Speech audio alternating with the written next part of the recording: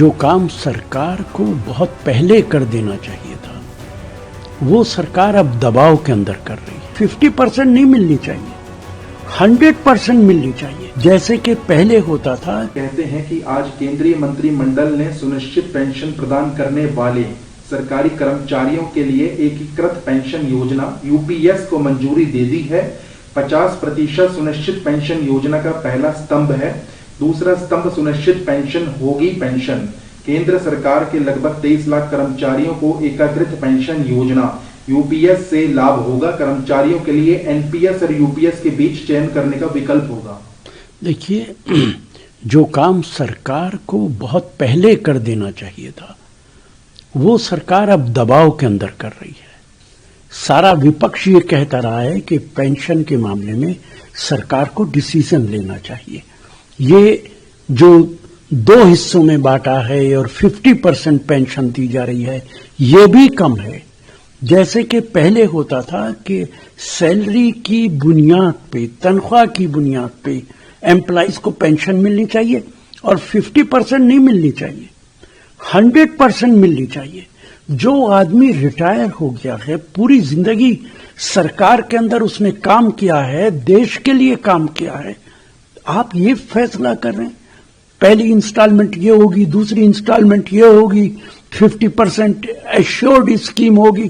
क्या मतलब है इन बातों का? आप कंफ्यूजन क्रिएट कर रहे हैं। सीधी सीधी पेंशन होनी चाहिए और सारे एम्प्लॉइज की होनी चाहिए। लोकसभा एलओपी और कांग्रेस सांसद राहुल गांधी कहते हैं कि 90% लोग सिस्टम का हिस्सा नहीं है। उनके पास आवश्यक कौशल प्रतिभा है, लेकिन वे सिस्टम से जुड़े नहीं हैं। इसलिए हम एक जाति की मांग कर रहे हैं, जनगणना। भाजपा नेता कह रहे हैं कि जाति जनगणना के बाद एक ओबीसी वर्ग दिया जाएगा। हम विभिन्न समुदायों की सूची चाहते हैं। हमारे लिए जाति जनगणना सिर्फ एक जनगणना नहीं है, यह नीति निर्माण का आधार है। बस एक आयोजन करना है। जातिगत जनगणना ही काफी नहीं है, यह समझना भी जरूरी है कि धन का वितरण कैसे हो रहा है। यह भी पता लगाना जरूरी है कि नौकरशाही, न्यायपालिका, मीडिया में ओबीसी, दलित, मजदूरों की भागीदारी कितनी है। देखिए, राहुल जी ने बिल्कुल ठीक कहा है। जुडिशरी के अंदर ओबीसी के लोग, मुसलमान, दलित ना के बराबर हैं। सरकार के अंदर, ब्यूरोक्रेसी के अंदर ना के बराबर हैं। अगर सेंसस होता है तो पता चलेगा कि देश के अंदर उनकी तादाद क्या है। सरकार को नीति बनाने में, फैसला करने में आसानी होगी। और ये कोई पहली बार नहीं हो रहा है। 1931 में अंग्रेज ने सेंसस कराया था, 1941 में दोबारा हुआ था जिसका डाटा अवेलेबल नहीं है, 2011 में यूपीए की सरकार में हुआ था जो ठीक तरह नहीं हो पाया था।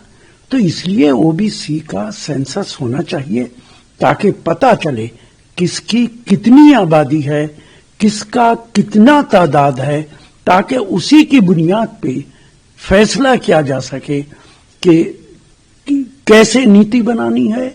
जुडिशरी के अंदर, ब्यूरोक्रेसी के अंदर, सरकारी मुलाजमों के अंदर किस तरीके से हम फैसले करें ताकि पिछड़े लोग, दलित लोग, मुसलमान लोग बड़ी तादाद में आ सके।